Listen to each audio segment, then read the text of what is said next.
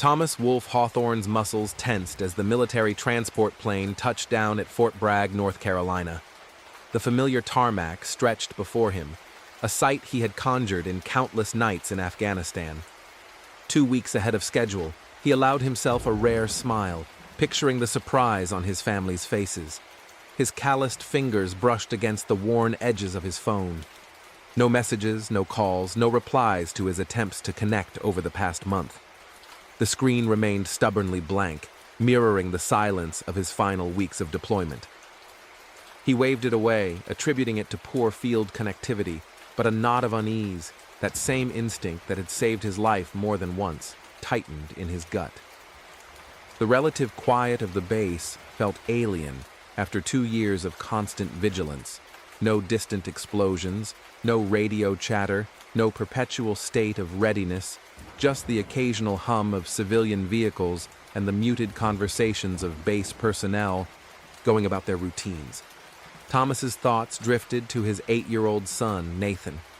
The boy had been just 6 when Thomas deployed, but already showed signs of the same stubborn will that had carried Thomas through Special Forces training. He had missed Nathan's 7th birthday, his first-grade graduation, his first lost tooth, moments that could never be reclaimed. But now he was home, ready to make up for lost time. The taxi ride to the suburbs felt interminable. Thomas watched familiar landmarks drift by, noting the small changes in the neighborhood. A new storefront, a different traffic pattern, subtle shifts that marked the passage of time. The driver, sensing the military bearing of his passenger, maintained a respectful silence as they pulled up to the colonial-style house. Thomas's tactical awareness immediately registered several incongruities. The garden had changed.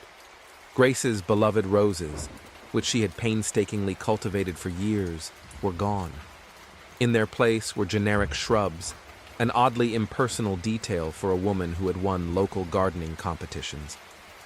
The house itself felt different too, less lived in, despite the manicured lawn and trimmed hedges. Mrs. Henderson, their elderly neighbor who had lived next door for decades, froze on her porch. Her expression shifted from shock to something else. Pity. She opened her mouth as if to speak, then quickly retreated inside. Thomas paid the driver and hefted his duffel bag. His combat senses sharpened with each step towards the front door. The key turned smoothly in the lock, but the house that greeted him felt wrong. Walls once adorned with family photographs, chronicling their life together, stood bare. The familiar scent of Grace's favorite vanilla candles had been replaced by a sterile emptiness. Nathan? Grace? His deep voice echoed through the silent house. The ensuing quiet lasted only a few heartbeats before the rapid thud of footsteps pounded down the stairs. "Dad! Daddy!" Nathan's voice cracked with a mixture of excitement and something else as he launched himself from the bottom step. Thomas caught his son mid-air, the boy's small body slamming into his chest. He held Nathan tight, inhaling the scent of his hair, feeling the tremor that ran through the small frame. But even in that moment of reunion, an alarm screamed in his gut that something was terribly wrong. Nathan's embrace was desperate, his small fingers clenching Thomas's uniform with an unusual force. "Hey buddy, I missed you so much," Thomas managed, his voice thick with emotion. He pulled back slightly, studying his son's face. Nathan had grown, his features more defined, but there was a weariness in his eyes that no 8-year-old should possess. "Where's Mom?" Thomas asked, though he already knew the answer wouldn't be simple. Nathan's entire body tensed at the question. The boy recoiled, his small face contorting with emotions too complex for his age.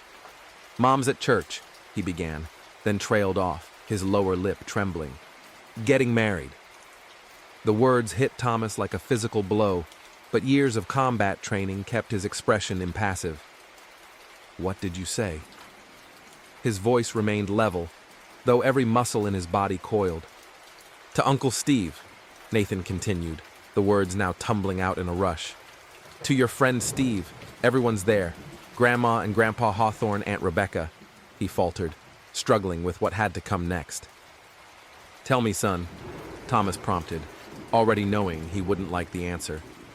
Nathan's chin jutted out, a gesture so like Thomas's own defiant stance that it twisted something in his chest. "She says you're a coward who abandoned us." The boy's voice gained strength. "But I never believed her, Dad. I knew you'd come back." Thomas's hand rested on his son's shoulder, feeling the slight tremor that ran through the boy's small frame. His mind raced, sifting through the implications, the betrayals, the list of people who would pay for this. But first, he needed to be a father.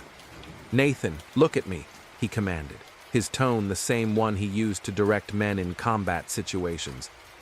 The boy's eyes met his, searching for reassurance. "I need you to tell me everything. When did this start? What exactly has your mother been telling you?" Nathan's story spilled out in fragmented pieces. How Steve had started coming over for dinner shortly after Thomas deployed. How Grace had gradually changed. How family photographs had disappeared one by one. The boy's voice broke as he described overhearing Grace and Steve talking late one night, thinking he was asleep, their words painting a stark picture of deceit. "They said you chose the army over us," Nathan whispered. "That you loved war more than your family. But I remember what you told me before you left. Sometimes the hardest thing a man can do is leave the people he loves to protect them." Thomas's jaw clenched. Each word from his son was another nail in the coffin of his former life, another betrayal that demanded retribution. "You did good, son," he said firmly. "You held on. Now it's my turn to do the same." He stood, military training taking over as he assessed his next moves. "Nathan, you have a choice to make right now, and I want you to think carefully. Do you want to come with me to the church, or do you want to stay here?" Nathan's answer was immediate. "I'm coming with you, Dad. I want to see their faces when they realize you're back." Thomas nodded, pride mingled with the fury rising in his chest. "Then let's go show them what real courage looks like." As they walked towards the car, Thomas's mind raced ahead, calculating angles of approach, identifying vulnerabilities, planning his assault. He had spent 2 years fighting enemies in a foreign land, but now he faced a different kind of war, one waged not with bullets and bombs, but with truth and justice. His son's small hand slipped into his as they got into the car. That simple gesture of trust solidified his resolve. Some men might crumble under such betrayal, might seek understanding or reconciliation, but Thomas Wolfe Hawthorne was not like most men. He was a warrior, a leader, a father, and he was about to remind everyone why you never betray a man who had dedicated his life to mastering the art of war. The drive to St. Michael's Church transformed into a tactical operation in Thomas's mind.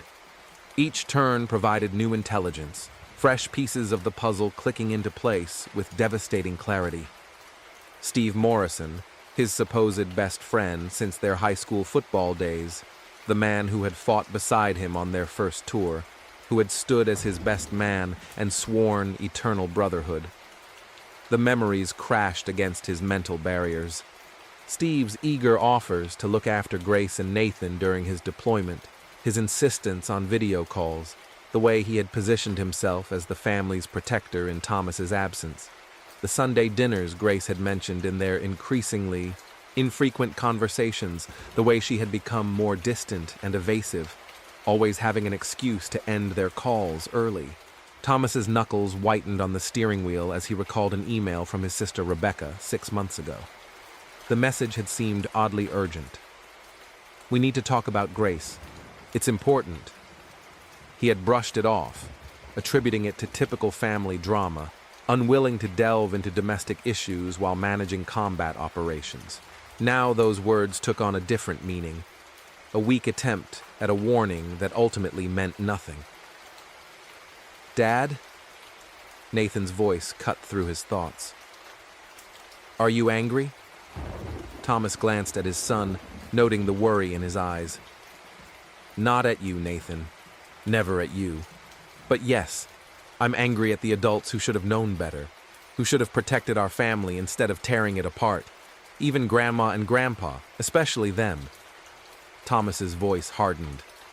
Family means something, son. It means loyalty, honor, trust. Your grandparents watched this happen and said nothing. They chose a side, and they chose wrong. The church parking lot came into view, filled with familiar cars that now seemed like enemy emplacements on a battlefield. His mother's silver Mercedes, always parked precisely in the shade. His father's restored Corvette, the car he had promised to help Thomas fix up upon his return.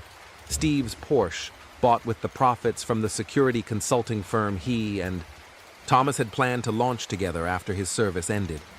Thomas pulled into the back of the church, military instincts taking over. "Nathan, listen to me carefully," he said, turning to face his son. "What's about to happen in there might scare some people, might make them angry. But I want you to remember one thing. Everything I do to protect what's right. Do you understand?" Nathan nodded, his young face set with determination. "Like when you win a war to keep us safe?" "Exactly like that. Some battles happen in faraway places with guns and bombs. Others happen right here, at home, with words and actions. But the principle is the same. You fight for what's right, and you never back down from the truth." They got out of the car, and Thomas could hear the faint strains of the wedding march drifting from inside the church. The sound grated on him, a celebration of betrayal, a mockery of everything he had fought for. "What are you going to do, Dad?" Nathan's small hand slipped into his again, seeking reassurance. Thomas squeezed his son's hand gently. "Stay close to me, Nathan. It's time for the truth to come out." His voice held the same calm confidence he used to lead men into battle. "We're going to teach them all a lesson about consequences." Approaching a side door, Thomas caught their reflection in the window. Father and son, one in combat fatigues, the other in everyday clothes, both standing tall and resolute. In that moment, he saw not just his son, but a warrior in training, a boy learning the hardest lessons about honor and betrayal far too soon. "Remember this moment, son," he said quietly. "Remember that sometimes the greatest acts of courage aren't on battlefields, but in moments like these, when we stand up for what's right, even when it hurts." Nathan's chin jutted out in that familiar gesture of defiance. "I'm ready, Dad." Thomas allowed himself one more beat of preparation, mentally mapping the church layout, identifying likely positions of key players, calculating angles of approach. The tactical part of his brain, the part that had kept him and his men alive through countless operations, kicked into high gear. The wedding march swelled from behind the doors, and a cold smile touched Thomas's lips. In Afghanistan, he had earned the call sign Wolf, not just for his tactical prowess, but for his ability to strike when his enemies least expected it. Now, it was time to remind everyone back home why that name inspired fear in those who crossed him. "Time to crash a wedding," he murmured, and reached for the door. The heavy wooden doors swung inward with a thunderous crash, echoing through the vaulted ceiling. Thomas stood framed in the doorway, still in his combat fatigues, dust from the transport plane clinging to the fabric, Nathan a small but resolute presence beside him. The wedding march screeched to a halt mid-note, the organist's fingers frozen above the keys. 200 heads swiveled in unison, a collective gasp creating a ripple of sound that washed over the church. Thomas's eyes, trained for combat, registered everything with brutal efficiency. Grace at the altar, resplendent in a designer wedding gown that likely cost more than his annual combat pay, Steve beside her, in a tailored tuxedo, a world away from the field uniforms they once wore together. The front pew where his parents and sister sat, their faces shifting from celebratory smiles to dawning horror in slow motion. "Excuse the interruption," Thomas's voice cut through the stunned silence, each word clear and measured. "I just came to congratulate the happy couple." His gaze swept over the assembled guests, recognizing faces that sparked fresh waves of betrayal, and to thank my loving family for their support during my deployment. He began to walk down the aisle, each step deliberate and controlled. Nathan mirrored his pace perfectly, the boy's presence adding another layer of damning testimony to the unfolding scene. Members of the church shifted uncomfortably in their pews, whispers erupting like nervous gunfire. "Look, it's Sarah from accounting," Nathan whispered, pointing to a woman who was now trying to disappear into her seat. "She helped Mom pick out the wedding flowers," Nathan offered, then pointed. "And Mr. Johnson from my school helps Uncle Steve with his business stuff." Thomas nodded, mentally cataloging each face, each betrayal. He recognized members of his old high school football team, veterans from the local VFW chapter, neighbors who had promised to keep an eye on the house while he was deployed. All complicit, all aware, all silent. Grace was the first to speak, though her voice trembled with forced composure. "Thomas," she said, clutching her bouquet like a shield, "you shouldn't be here." He reached the altar, his eyes locking onto hers. 2 years I spent in combat zones, under fire, losing men, seeing brothers die. His voice remained level, but the steel in it made several guests flinch. "While you and Steve played house with my son, with my family's blessing." Steve stepped forward, his hands raised in a placating gesture that Thomas remembered from their time in service, the same gesture Steve used to try and calm hostile civilians. "Brother, let me explain." Thomas's fist connected with Steve's jaw before he could finish the sentence. The blow was precise, calculated, everything he had been taught in hand-to-hand combat focused into one perfect strike. Steve crumpled to the altar steps, blood blooming on his pristine white shirt. Several guests gasped. Grace stumbled backward, nearly tripping over her wedding dress. The priest made a hasty attempt to shield the sacred objects on the altar. "I'm not your brother." Thomas's voice, sharp as a combat knife, cut through the chaos. "Brothers don't steal each other's wives. Brothers don't destroy families." He turned to Grace, who shrank under his gaze. "And wives don't betray husbands who are fighting for their country." His mother rushed forward, her designer dress rustling. "Thomas, please. We only wanted to save—" He cut her off, his tone icy. "You chose your side. All of you." He looked at his father, who couldn't meet his eyes, then at his sister Rebecca, who was weeping silently in a pew. "Now you get to live with the consequences." He turned to the stunned congregation, his command voice filling every corner of the church. "Let me make sure everyone here understands exactly what has happened. My wife and my best friend have been having an affair while I served my country. My parents and my sister knew about it and helped to cover it up. They planned this wedding to take place while I was still supposed to be deployed." He paused, letting each word land like an artillery shell. "Remember their faces. Remember what they did to a soldier who fought for them." Nathan's hand tightened in his, and Thomas looked down at his son. There was no shame or fear on the boy's face, only pride. Pride in a father who had stood up for the truth, who had met betrayal with strength, not weakness. Taking Nathan's hand firmly, Thomas turned and walked back down the aisle. The congregation parted before them like water, no one daring to meet his gaze. At the doors he stopped and turned one last time. "Grace, Steve, enjoy your special day." His smile would have been familiar to any enemy who had faced him in battle. "Consider this your declaration of war." Stepping out into the daylight, Nathan looked up at his father.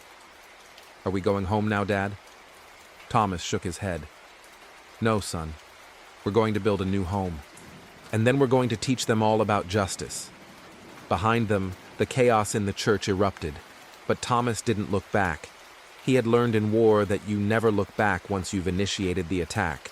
You move forward, you adapt, you overcome, and most importantly, you make your enemies regret the day they ever thought you were an easy target. The war had begun, and Thomas Wolfe Hawthorne was just getting started. The key turned in the lock of Thomas's new rental house, a modest 2-story building on the other side of town, a world away from the ghost-filled emptiness of his former home. Nathan's footsteps echoed through the sparsely furnished rooms as he explored his new territory. "Your room's upstairs, second door on the right," Thomas called out. He set his laptop on the kitchen table, already mapping out his next moves. The military had taught him that any successful operation began with intelligence gathering.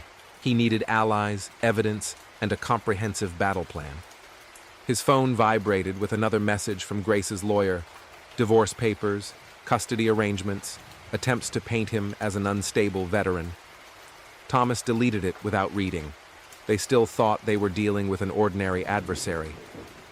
They had no idea what was coming. Major Hawthorne? A sharp knock on the door interrupted his thoughts. Marie Rodriguez. Yes. Former Lieutenant Colonel Davidson with military intelligence suggested I might be of assistance. Thomas opened the door to a petite woman in her late 30s, her bearing unmistakably military. She handed him a file without preamble. Your situation came to my attention. I've already begun preliminary surveillance. Thomas gestured for her to enter, appreciating her directness. Your initial findings? Marie spread photographs across the table. They've been planning this for months. Steve Morrison isn't just a friend who got too close. He systematically positioned himself to take over your life. She pointed to various shots. Steve and Grace at restaurants, family gatherings, school events. He cultivated relationships with your business associates, spread stories about you abandoning your family. Your parents, they were actively facilitating. Thomas's jaw tightened as he studied bank statements showing his parents' financial contributions to the wedding. How deep does this go? Your sister Rebecca acted as their realtor. Marie pulled out property listings. She helped them find a house while you were deployed. They planned to move to the Riverside district, using your share of the business profits as a down payment. Nathan's voice drifted down from upstairs. Dad, where should I put my books? I'll be up in a minute, son. Thomas turned back to Marie. What about Nathan? What are their plans for him? Marie's expression hardened. They're preparing to file for full custody, planning to use your military service against you, painting you as an absent father who chose war over family. They've been coaching Nathan, trying to turn him against you. Thomas's fists clenched. They really have no idea who they're dealing with, do they?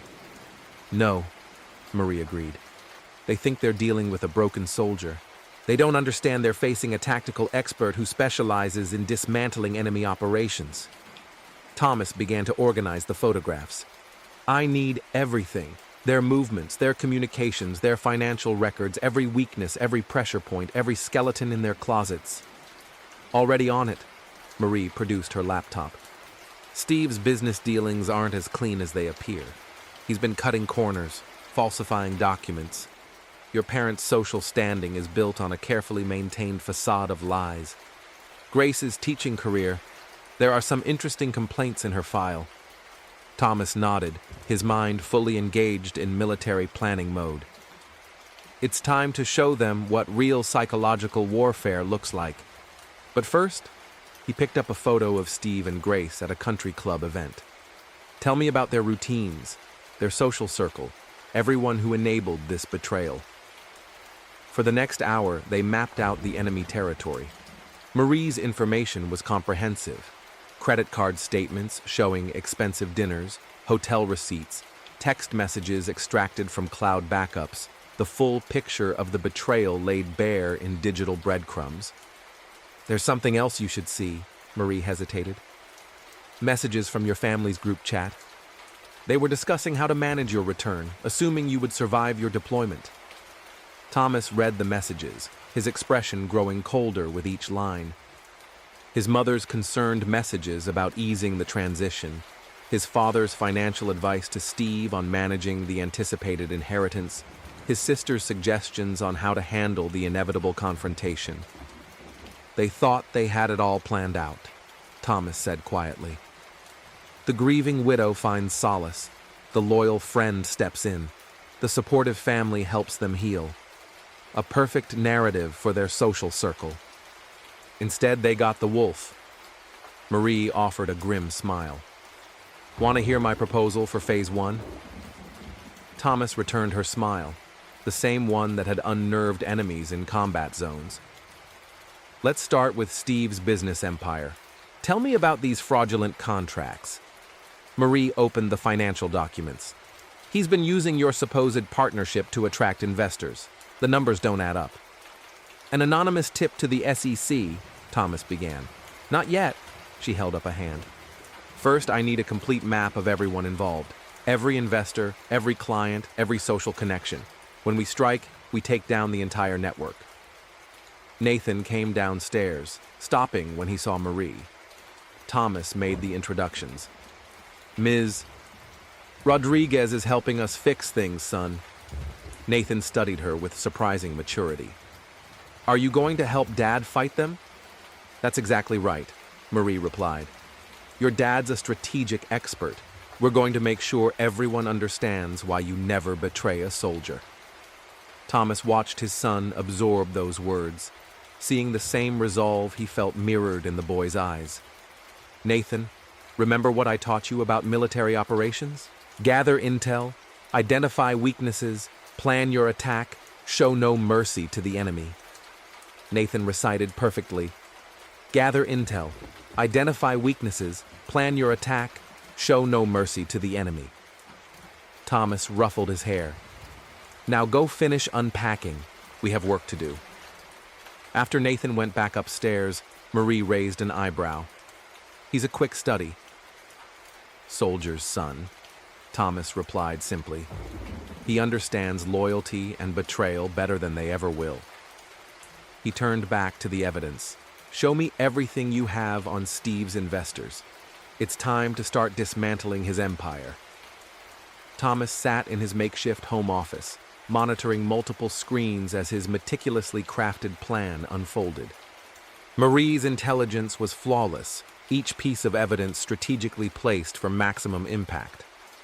The first anonymous tip hit Steve's largest investor at 9 a.m. sharp, detailing the fraudulent activities, inflated projections, and misappropriated funds. By 9:30 a.m., 3 more major investors had received similar packages. The timing was precise, coordinated for a simultaneous strike. His phone vibrated with a message from Marie. Phase 1 initiated, monitoring Steve's office. Through Marie's surveillance feed, Thomas watched Steve's increasingly frantic movements. The man who had stolen his life was about to learn what real war looked like. By noon, Steve's carefully constructed business empire was beginning to crumble. Phone calls started coming in, nervous investors demanding explanations, partners pulling out of deals, banks freezing accounts pending investigation. Steve's assistant walked out, having received an anonymous email detailing her boss's history of harassment. Thomas allowed himself a small, grim smile as he drafted the next set of communications. His sister Rebecca's real estate dealings were about to come under scrutiny. Anonymous complaints to the licensing board detailed numerous ethical violations: insider trading, undisclosed commissions, falsified documentation. Dad? Nathan stood in the doorway. Uncle Steve's on TV. Thomas turned up the volume on the local news channel. Steve stood outside his office building, sweating through his expensive suit as he tried to deny the mounting allegations. His confident facade cracked as reporters shouted questions about the fraudulent contracts and the misappropriation of veteran benefits. Is this part of your plan? Nathan asked, studying the screen. It's just the beginning, Thomas replied. Remember what happens to people who betray trust? They lose everything. Everything, Nathan echoed firmly. Thomas checked another notification.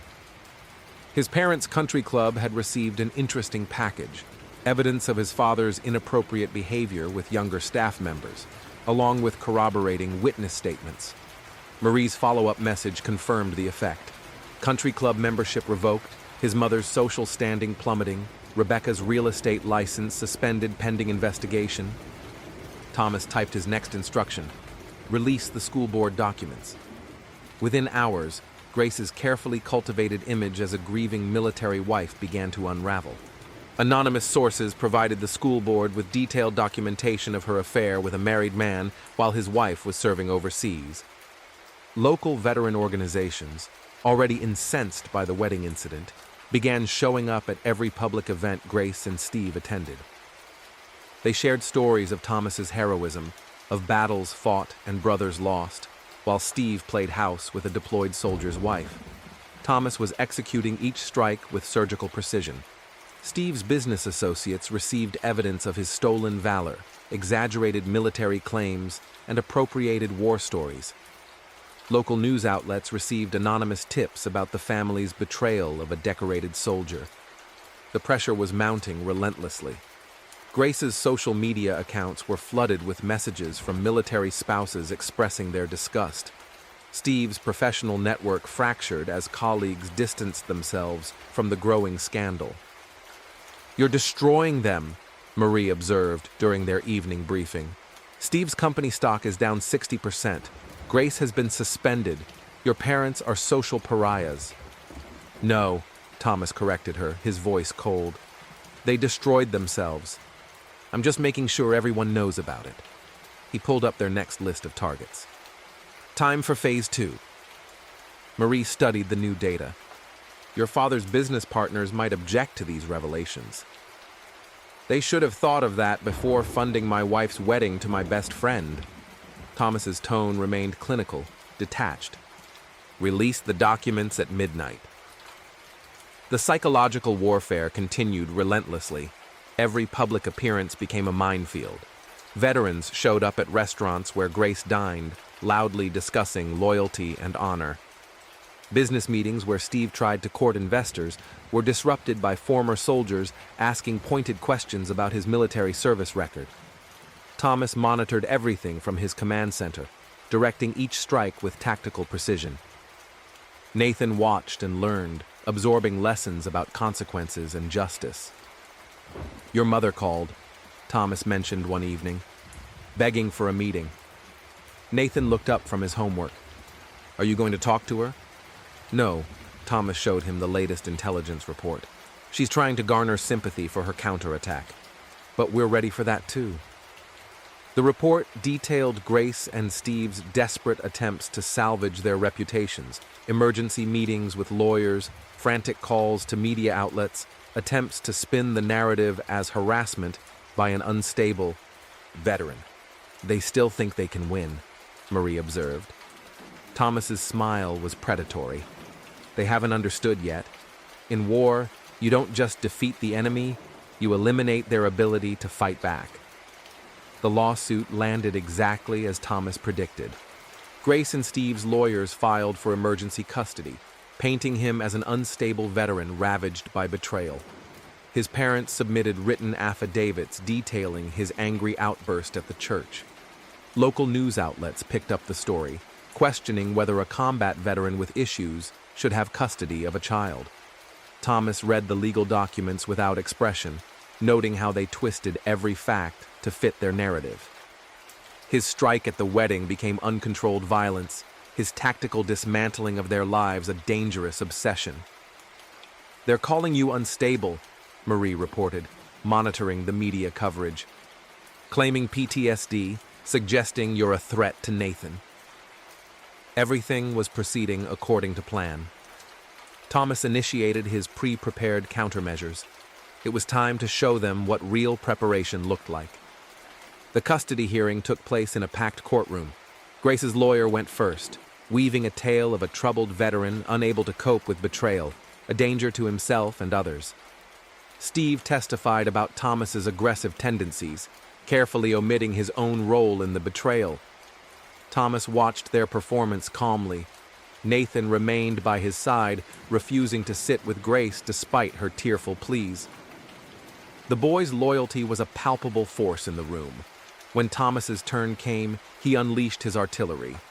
Colonel James Davidson, his commanding officer, was the first to testify. The decorated officer's testimony was devastating. "Major Hawthorne is one of the finest officers I have ever commanded," Davidson stated firmly. "His psychological evaluations are exemplary.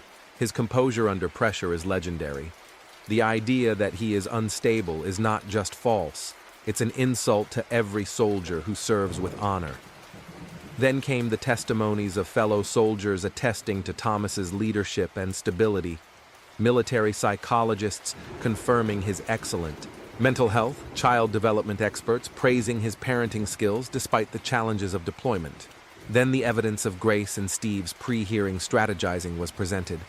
Documents outlining their attempts to alienate Nathan, recordings of their coaching him on how to lie about his father, proof of their plan to use the courts to separate a soldier from his son. Veterans in the courtroom murmured angrily as each layer of betrayal was exposed. Grace's face paled with each revelation.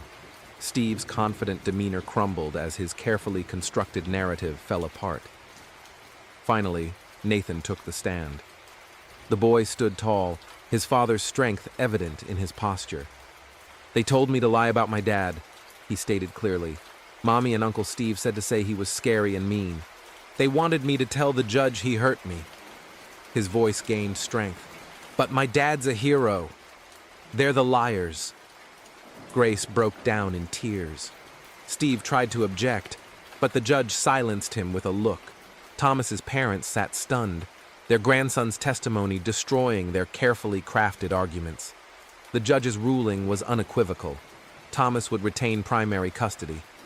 Grace's visitation with Nathan would be supervised. Her attempts to alienate Nathan from his father would be noted in all future custody decisions. Outside the courtroom, Grace grabbed Thomas's arm. "Why are you doing this? We could have worked things out." Thomas looked down at her, his eyes like ice. "You didn't just betray me. You betrayed everything I fought for, everything I believed in." His voice held the same steel he used when speaking to enemies in combat. "Actions have consequences, Grace. You're about to learn what that means." Marie joined him as Grace fled in tears. "They'll appeal." "Let them." Thomas watched his retreating ex-wife. "Every appeal gives us another chance to expose their lies. Every legal challenge digs them deeper into the hole they created for themselves." Nathan took his father's hand. "Did we win?" Thomas squeezed his son's hand. "This battle, yes, but the war isn't over." He turned to Marie. "Time for the next phase. Let's show them what a real counterattack looks like." The message was clear. Thomas Wolfe Hawthorne wasn't just winning battles. He was systematically and completely destroying those who had betrayed him. The custody hearing was just another victory in his campaign of total war against those who had mistaken him for an easy target. As he left the courthouse, Thomas was already planning his next strikes. Grace and Steve had tried to use the legal system against him. Now they would learn why his strategic brilliance was feared by his enemies. The war would continue until nothing remained of their comfortable world built on betrayal. Marie Rodriguez entered Thomas's office, a thick file tucked under her arm. Her expression held a predatory satisfaction. "You need to see this," she announced, spreading surveillance photos across his desk. Steve's getting desperate. The surveillance photos showed Steve meeting with increasingly shady business associates in dimly lit parking lots and empty warehouses. Financial reports detailed large wire transfers to offshore accounts, loan applications with inflated figures. "He's borrowing money from very dangerous people," Marie explained, pointing to one photo in particular. 3 meetings last week with known loan sharks. He's trying to prop up what's left of his empire. Thomas studied the documents. "Show me the contracts." Marie produced a stack of papers, forged signatures, backdated documents, falsified certifications. "He's not even trying to hide it anymore, just throwing money at anyone who might keep him afloat." "And my dear family?" Thomas's voice held the same cold efficiency he used when planning combat operations. "Are they cracking?" Marie's smile held no warmth. "Your parents are at each other's throats. Your mother blames your father for backing Steve's business ventures. He blames her for encouraging Grace. They haven't been seen in public together. Your sister Rebecca's marriage is imploding." She tapped a surveillance video on her tablet. Her husband discovered she used their savings to help finance Grace and Steve's house purchase. He's filed for divorce. Grace is drinking heavily, missed 3 supervised visits with Nathan. Her lawyers are threatening to withdraw because she can't pay their bills. Marie paused. She tried to get a teaching job in another school district, but our anonymous tips about her past followed her. Thomas nodded with satisfaction. The pieces of the puzzle were falling into place perfectly. Through his office window, he could see Nathan playing basketball in their new backyard.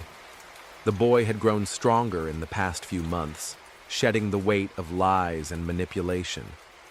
"There's one more thing," Marie added. "Steve's been embellishing his military record to try and secure government contracts, telling war stories that sound suspiciously like your missions." Thomas's expression hardened. "Stolen valor on top of everything else. Time to end this." He picked up his phone and dialed a number he had been holding on to. "Diana, Major Thomas Hawthorne here. I have a story of betrayal, stolen valor, and justice that might interest you." The journalist's response was immediate. "The wedding disruption at St. Michael's, that was you? And that was just the beginning? Would you be interested in giving me the exclusive on what happened next?" Diana's voice sharpened with professional hunger. "I'm listening." "Private investigators' reports, financial documents, surveillance photos, proof of fraud, stolen valor, and a conspiracy to alienate a child from his deployed father. All verified and documented.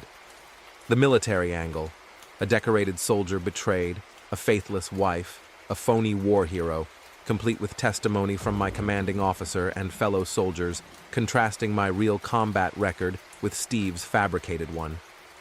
Photos from the church wedding, including shots of my parents and sister celebrating while I was dodging bullets in Afghanistan." Diana's excitement was palpable. "Major, this is Pulitzer-worthy material. When can we meet? Bring a photographer tomorrow." Thomas's voice held absolute certainty. "It's time the world saw what happens when you betray a soldier's trust." Hanging up, he turned to Marie. "Coordinate everything with Diana. Make sure she gets everything, the bank statements, the surveillance photos, the court transcripts. I don't want a single detail left out. Full exposure." "No holds barred?" Marie clarified. "They chose this war," Thomas replied. "Now they'll see it through to the end." Nathan, sweaty from basketball, walked into the room. "Dad, are we having pizza tonight?" Thomas smiled at his son, the one pure thing left from his old life. "Absolutely, buddy. But first I need you to understand something. Things are going to get intense again. People will be talking about us, about what happened." Nathan's young face held a mature understanding. "Because you're going to tell everyone the truth?" "That's right. The whole truth. Are you ready for that?" The boy straightened, unconsciously mirroring his father's military posture. "They should be the ones who are scared, not us, right, Dad?" "That's right, son." Thomas exchanged a look with Marie. They were about to learn the difference between their comfortable lies and a real fight. Marie gathered her documents. "I'll coordinate with Diana, find a secure location for the interview. Do you want me to leak anything to the press beforehand to build anticipation?" "No," Thomas decided. "Let it all drop at once. Maximum impact." After she left, Thomas stood at the window, watching the setting sun paint the sky in deep purples and reds. Everything he had done, the intel gathering, the strategic strikes, the calculated pressure, had led to this moment. The final offensive was about to begin. "Dad?" Nathan's voice pulled him from his thoughts. "Will Mommy and Uncle Steve go to jail?" Thomas turned to his son, seeing the same tactical awareness in his eyes that he had cultivated in his best troops. "They will face consequences, Nathan. Real ones. That's what happens when you choose betrayal over loyalty." The boy nodded solemnly. No tears, no confusion, just the clear, unwavering judgment of a child who had learned about honor through his father's actions, not empty words. Thomas's phone vibrated with a message from Marie. "Diana's ready. All pieces in place." He sent back a single word. "Execute." The endgame was about to begin. Thomas Wolfe Hawthorne had learned patience in combat, waiting for the perfect moment to strike. Now that moment had arrived, and his enemies were finally going to understand why his men had named him after nature's most relentless predator. Diana's article hit the morning news cycle like a precision-guided missile. The headline alone was devastating. Betrayal of honor. How a decorated Special Forces officer's family conspired against him during deployment. The story began with the dramatic wedding disruption, but quickly delved deeper. Diana's meticulous investigation laid bare everything: the timeline of the affair, the family's complicity, Steve's financial malfeasance, the custody battle machinations. Every revelation was backed by irrefutable evidence, courtesy of Marie's meticulous work. Thomas monitored the fallout from his office, watching multiple news feeds. Local television stations led with the story during their primetime slots. Military blogs exploded with outrage. Veteran organizations across the country shared the article, adding their own scathing commentary. The photographs were particularly damning. Grace and Steve dining out while Thomas was deployed, his parents celebrating their engagement, his sister Rebecca showing them houses. Everything was dated, documented, painting a clear picture of calculated betrayal. Thomas's phone buzzed incessantly with messages from fellow soldiers. Saw the article. They're going to pay for this. Command is furious about Morrison's stolen valor claims. The whole battalion's got your back, Wolf. Marie arrived mid-morning with updates. Steve's remaining business partners are jumping ship. 3 board members resigned this morning. Stock's in freefall. Grace's school board has called an emergency meeting. They're voting on terminating her contract. Too much public pressure. Marie checked her phone. Your parents' country club has officially revoked their membership. Your father's golf buddies are publicly denouncing him. Thomas nodded with grim satisfaction. Rebecca was fired from her real estate agency an hour ago. Her divorce lawyer is enjoying the revelations about her financial manipulations. The article was a masterpiece. Diana had painted Thomas as the loyal soldier and father, serving his country while his support system crumbled due to betrayal. She juxtaposed his combat record with Steve's stolen valor, his sacrifices with his family's treachery. But the real damage came from the criminal investigations the article had triggered. The FBI's Financial Crimes Division announced an interest in Steve's business dealings. The military launched an inquiry into his claims of combat experience. The State Bar Association opened an investigation into Grace's sworn testimony in the custody hearing. Thomas's phone rang. Colonel Davidson here. Damn good story, Wolf. Thanks for the heads up, sir. The military community is fully behind you. We take care of our own. Davidson's voice hardened. Morrison's finished using your war stories to get contracts. This isn't just stolen valor, it's fraud. The colonel paused. Your parents have been trying to reach you through command. Want to arrange a meeting? No contact, Thomas stated firmly. They made their choice. Understood. Be careful. Wounded animals are the most dangerous. As if to confirm Davidson's warning, Marie brought more news. Steve's trying to hold an emergency press conference, claiming the article is a smear campaign. Thomas allowed himself a cold smile. Turn on the TV in the office. Steve appeared on screen outside his company headquarters, sweating in his expensive suit. His attempt at damage control imploded as reporters peppered him with specific details from Diana's article. Is it true you appropriated Major Hawthorne's combat record?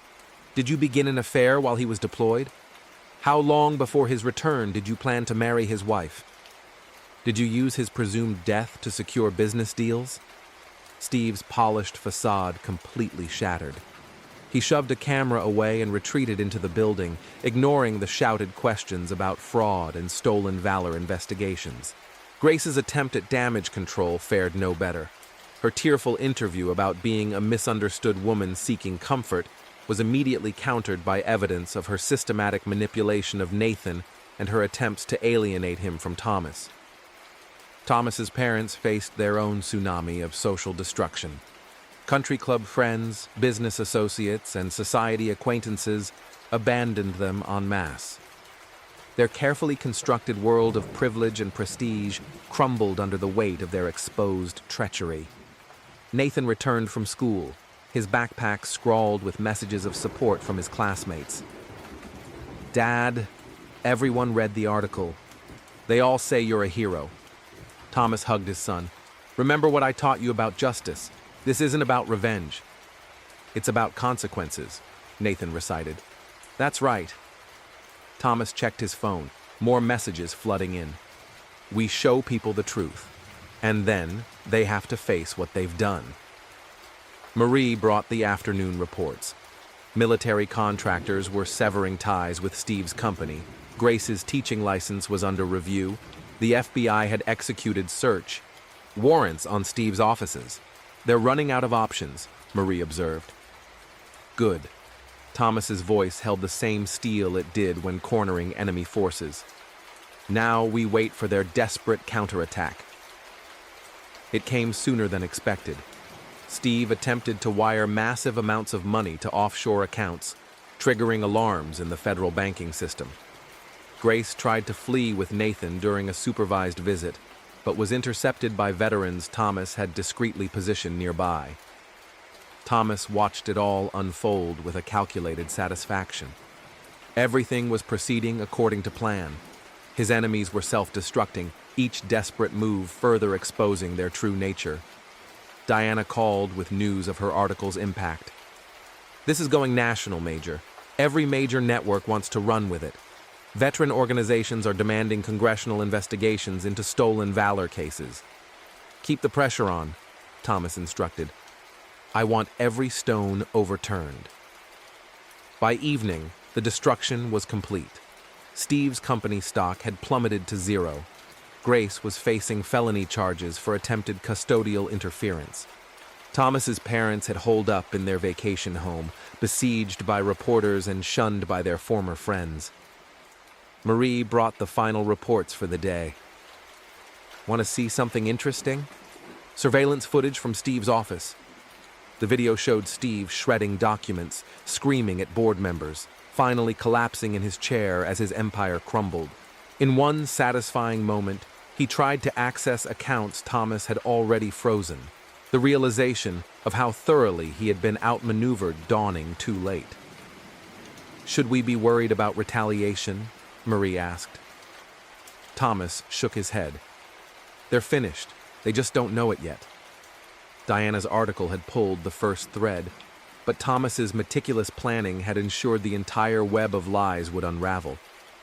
Watching the evening news, he felt no satisfaction, no joy, just the cold certainty of a mission accomplished. Nathan sat beside him, watching the reports with an unnervingly mature understanding. They thought they could hurt us, didn't they, Dad? They thought you were just a soldier. They forgot that soldiers are trained to fight wars, any kind of war, Thomas corrected. The news showed more footage. Steve being served with federal warrants, Grace being escorted from the school in handcuffs, Thomas's parents facing a barrage of reporters. The comfortable world they had built on betrayal was burning, and Thomas was just getting started with the demolition. Exactly 1 year had passed since the aborted wedding. Thomas sat in his office reviewing the final reports. The timing was deliberate. He believed in symmetry when it came to justice. On his desk lay the remnants of his enemy's destruction, Steve's plea bargain, accepting a limited prison sentence in exchange for cooperating with the federal investigation. His business empire was in ruins, his reputation obliterated, his stolen valor exposed to the military community he had tried to deceive. Grace's downfall had been equally satisfying. After multiple failed attempts to revive her teaching career, she had moved out of state. Her supervised visits with Nathan had been terminated after multiple missed appointments and one attempted escape. The court noted her continued pattern of destructive behavior. Thomas's parents had divorced, their social standing utterly destroyed. His father faced investigations into his business practices, investigations triggered by Thomas's evidence. His mother had retreated to a small condo, ostracized by the society and friends who had once celebrated Grace and Steve's wedding. Rebecca's life lay in tatters. Her real estate career was over, her license revoked. Her marriage had dissolved under the weight of the financial manipulations. She had attempted contact once, sending a tearful letter about family and forgiveness. Thomas returned it, unopened. A knock on the door interrupted his review. Marie and Diana Wright entered. In the past year, both women had become more than allies. They were now partners in his legitimate security consulting firm. The final lawsuit was dismissed today, Marie announced, dropping the latest legal documents on his desk. Steve's former investors made one last desperate appeal. The judge threw it out in record time. "It's over," Diana added. Her article had catapulted her career to national prominence, leading to a book deal about betrayal within military families. "How do you feel?" Diana asked. Thomas turned to the photographs on his desk. Newer snapshots showed him and Nathan at baseball games, hiking, school events. The haunted look had vanished from his son's face, replaced by genuine happiness. His calendar held an upcoming date with Jessica, a military widow he had met through his veterans support work. "I feel like justice has been served," he said simply. "Some people think forgiveness heals all wounds, but sometimes consequences teach the best lessons." His security firm was thriving, built on the reputation of ruthless efficiency he had demonstrated in dismantling his betrayers. He hired fellow veterans, training them to apply military precision to civilian operations. Their first contract was particularly satisfying, training corporate executives on ethical leadership and loyalty. The late afternoon sun slanted through his office window as Nathan arrived home from school. The boy had grown taller, stronger, carrying himself with the quiet confidence of someone who had seen justice prevail. "Dad?" Nathan paused in the doorway. "Can I ask you something?" "Of course, son." "Are you still angry at Mom and everyone?" Thomas considered the question carefully, aware of Marie and Diana's attention. "No, buddy. Anger eats you up inside. I'm not angry anymore. I just made sure they faced the consequences of their choices. That's what real strength is, not hurting people, but making sure things are right." Nathan nodded in understanding. "I'm glad you came home early that day." "Me too, son," Thomas smiled. "Me too." After Nathan went to do his homework, Diana gathered her notes. "Mind if I use that quote about justice and consequences? It's perfect for the book's conclusion." "Please," Thomas surveyed his rebuilt world. They thought they could betray a soldier without consequence. They were wrong. Marie double-checked her tablet. Final tally. Steve's net worth is down 97%. Grace is unemployable in 3 states. Your parents lost approximately $12 million in assets and all their social connections. Rebecca is filing for bankruptcy. Total annihilation. Not annihilation, Thomas corrected. Justice. They destroyed their own world the moment they chose betrayal. I just made sure they couldn't hide from the fallout. The day was drawing to a close, his office growing quiet as his staff departed. Thomas finished the last of his veteran employee evaluations, signed off on new contracts, and prepared to head home. Nathan waited by the door, backpack slung over his shoulder. "Pizza night," Thomas confirmed. They had established traditions, a stable routine that helped to heal the wounds of betrayal. Walking to the car, Thomas caught his reflection in the window. Not a bitter man consumed by revenge, but a warrior who had fought for justice and won. The price of betrayal had been paid in full. His enemies were gone, their comfortable world reduced to ashes. But from those ashes, Thomas had built something stronger, a life founded on truth and honor, not treachery and lies. On the drive home, Nathan talked about his history project on military heroes. "I wrote about you, Dad, about how you fight for what's right, not just in war, but here too." Thomas glanced at his son, seeing the man he was becoming. "And what did you learn from everything that happened?" "That loyalty matters," Nathan replied without hesitation, "and that real strength isn't about hurting people. It's about making sure everyone faces the consequences of their choices."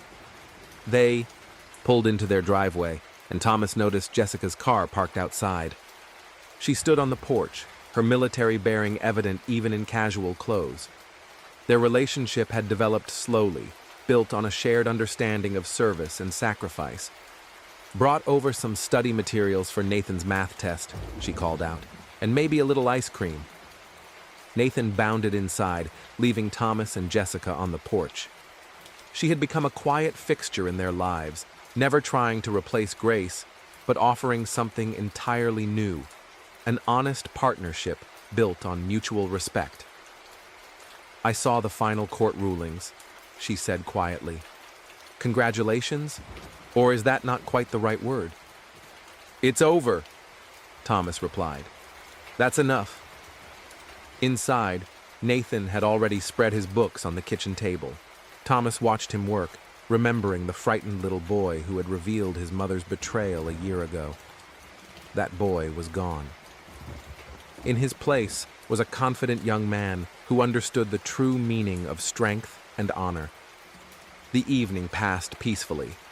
Homework, dinner, family time unmarred by lies or manipulation. When Nathan went to bed, he hugged Thomas tightly. "Love you, Dad. Love you too, son. Never forget what we learned this year." "Never," Nathan promised. "We're warriors, right? We fight for what's right." After Nathan went upstairs, Jessica helped Thomas clear the table. "You've built something good here," she observed. "Out of all that pain, you created this." Thomas nodded. The victory wasn't in the destruction of his enemies, but in the building of this new life, in showing Nathan that justice prevailed, and in surrounding himself with people who understood true loyalty. He had lost his old family, but he had gained something more valuable: truth, justice, and the chance to show his son what real honor meant. The autumn sun set outside their window, painting the sky in colors of healing and hope. Thomas Wolfe Hawthorne had won his war not through forgiveness, but through the relentless pursuit of justice. His enemies would forever bear their scars, and he moved forward, stronger than ever. Epilogue. 5 years later. Lieutenant Colonel Thomas Wolfe Hawthorne stood at the podium, addressing the graduating class of the military academy. At 45, his presence commanded even more respect than before.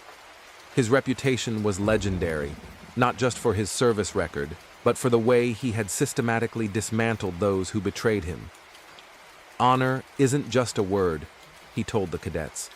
"It's the bedrock of everything we do in combat and in life. You will be defined by your choices and their consequences." In the audience, 13-year-old Nathan sat between Marie Rodriguez and Jessica, now Jessica Hawthorne. The boy had grown into a teenager with a military bearing, already charting his own course for a career in the armed forces. The past 5 years had proven that karma was indeed a force to be reckoned with, especially when wielded with precision. Thomas kept meticulous records of his enemies' downfalls, not out of bitterness, but as stark lessons in consequences. Grace lived in a small apartment in Arizona, working as a waitress after numerous failed attempts to revive her teaching career. Her efforts to find employment and further education were consistently thwarted by the viral articles detailing her betrayal of a deployed soldier. Her supervised visits with Nathan had ceased 2 years prior after she missed 6 consecutive scheduled appointments. The last Thomas heard, she had tried to contact Nathan through social media, creating fake accounts that Marie's security team quickly identified and blocked. Her carefully constructed narrative of a wronged military wife seeking solace had become a cautionary tale in military spouses' support groups. Steve Morrison's fall from grace had been even more spectacular. After serving 18 months for financial fraud, he found every door closed to him. Military contractors blacklisted him. Veteran organizations ensured his stolen valor became his defining characteristic. No reputable company would touch him after Diana Wright's series of nationally syndicated exposé articles. He had tried to start over in 3 different cities, using various company names, but Thomas's network of veterans and intelligence professionals tracked his every move. Anonymous tips to potential clients and partners consistently revealed his history of betrayal and deceit. He now lived in a rundown apartment in Cleveland, working as a used car salesman. Fitting, Thomas thought, for someone so skilled at selling lies. His attempt to write a tell-all book backfired spectacularly when Diana Wright published a detailed fact check, obliterating what little remained of his credibility. Thomas's parents had not fared well. Their divorce devolved into a bitter battle over their rapidly dwindling assets. His father's business associates, fearing guilt by association, forced his early retirement. His mother lost her positions on every charity board and social committee she had once dominated. They sent Nathan birthday and holiday cards annually, each one returned unopened, marked no contact, as per the court order. Their attempts to rebuild their social standing in a new city crumbled when Thomas's network of veterans ensured their history followed them. Rebecca, his sister, had attempted to reinvent herself after her divorce and bankruptcy. She moved to Seattle, trying to start a life coaching business.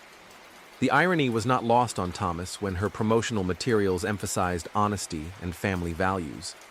One anonymous email with links to archived news articles detailing her role in the betrayal was enough to end her new venture before it began. She now worked as an administrative assistant, her dreams of real estate success permanently shattered.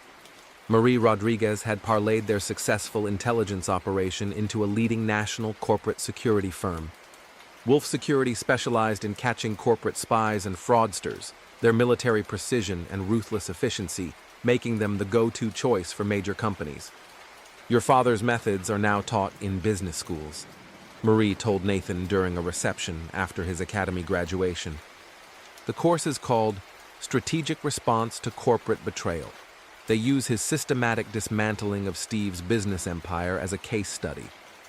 Diana Wright's book, Wolf's War, A Soldier's Response to Betrayal, had spent 40 weeks on the high bestseller list. The movie rights had been sold for a 7-figure sum, though Thomas had only agreed to cooperate on the condition that the story emphasized the cost of betrayal, not the sensationalism of revenge.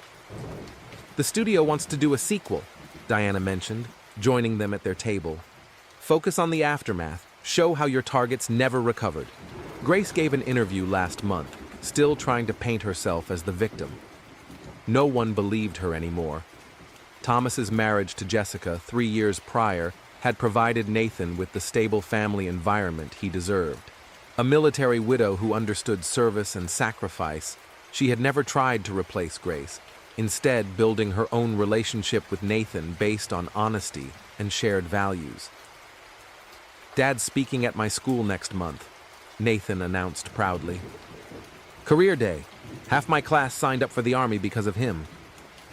Thomas watched his son with quiet pride. The boy who had uncovered his mother's betrayal had grown into a young man who understood that honor wasn't just about following rules, it was about ensuring justice prevailed. The family's new home, a restored Victorian mansion in an established neighborhood, stood as a physical testament to their triumph.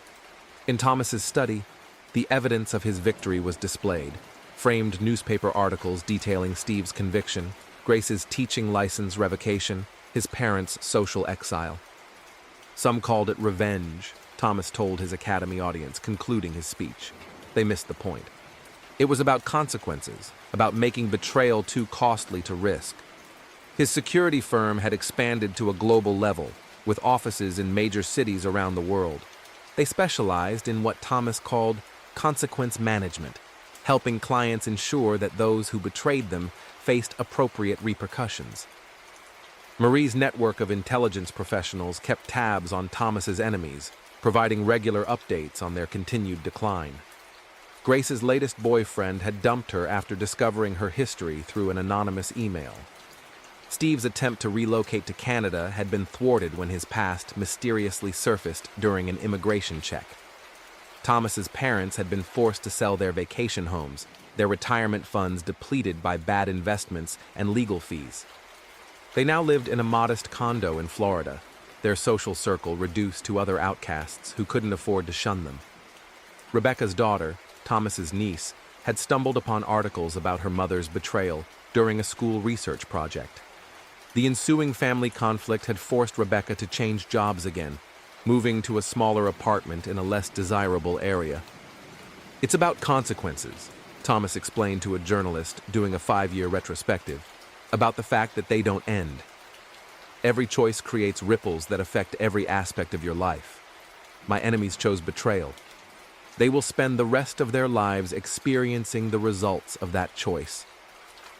Nathan's academic and athletic achievements filled Thomas with pride. The boy had received early acceptance to the military academy. His application essay on learning about honor through his father's response to betrayal, earning special commendation. Jessica's military support organization had grown into a national network, helping military families maintain strong relationships during deployments. She used Grace's story as a cautionary tale, showing how betrayal destroyed not just marriages, but entire family networks. "Your father's stipulations for the movie were very specific," Diana told Nathan during a reception. "No dramatic revenge monologues, no action movie cliches, just the cold, methodical reality of a tactical expert ensuring betrayal had appropriate consequences." Thomas's approach had become legendary in military circles. Young officers sought his mentorship, understanding that true strength lay not in emotional outbursts, but in strategically responding to betrayal. The Wolf Protocol, as Marie's security firm termed it, had been developed into a comprehensive system for dealing with betrayal in corporate environments. Identify vulnerabilities, gather evidence, apply precise pressure, and maintain consistent consequences, she explained to clients. Thomas's enemies had learned too late that betraying a military strategist had consequences far beyond their comprehension. Their comfortable world hadn't just been destroyed. It had been systematically dismantled in a way that precluded any possibility of recovery. "The greatest victory," Thomas told Nathan as they left the academy grounds, "isn't in destroying your enemies, but in making them understand every single day why their destruction was inevitable." Grace's latest attempt to modify her visitation, agreement with Nathan, had been denied. The judge cited her continued unstable behavior and her inability to take responsibility for her actions. Her lawyer had withdrawn from the case after his firm received anonymous information detailing her history of unpaid bills. Steve's third marriage had imploded after his new wife discovered archived articles about his betrayal of a deployed soldier. His attempts to date through online services were consistently sabotaged by mysterious leaks of his past. Thomas's parents had attempted to attend Nathan's high school graduation, hoping for a reconciliation, but Marie's security team intercepted them at the entrance. Their invitations turned out to be forgeries created by Rebecca. "Sometimes people ask if I miss my old family," Nathan told his academy admissions counselor during his interview. "No. They chose betrayal over loyalty. My dad taught me that choices have consequences, and their consequences aren't my responsibility." The Wolf Security corporate headquarters stood as a testament to Thomas's success. 20 stories of gleaming glass and steel, employing hundreds of key veterans who understood the importance of loyalty and consequences. Marie's intelligence network had expanded to every major city, ensuring that Thomas's enemies could never truly escape their past. Every job application, every loan request, every attempt to rebuild their lives triggered alerts that kept their history relevant.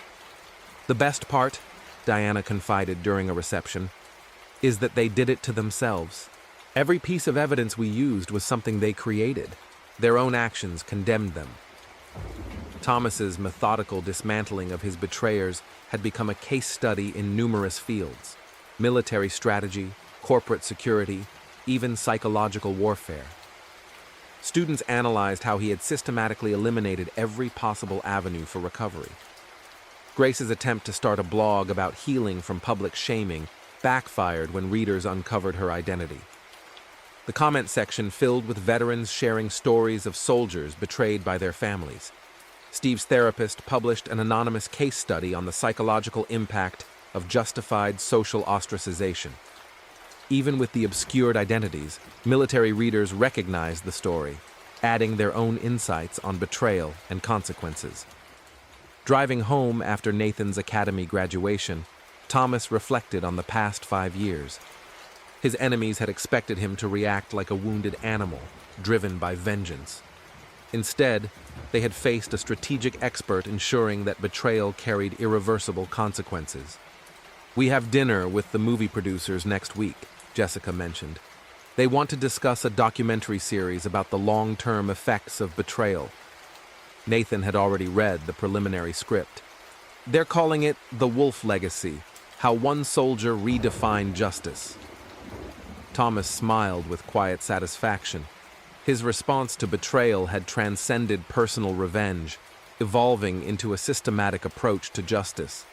Future generations would learn from the destruction of his enemies, understanding that the consequences of betrayal extended far beyond the initial act. The sun set behind them as they drove home, another day ending in the life they had built from the ashes of treachery. Behind them lay the scattered remnants of those who thought they could betray a soldier without consequence.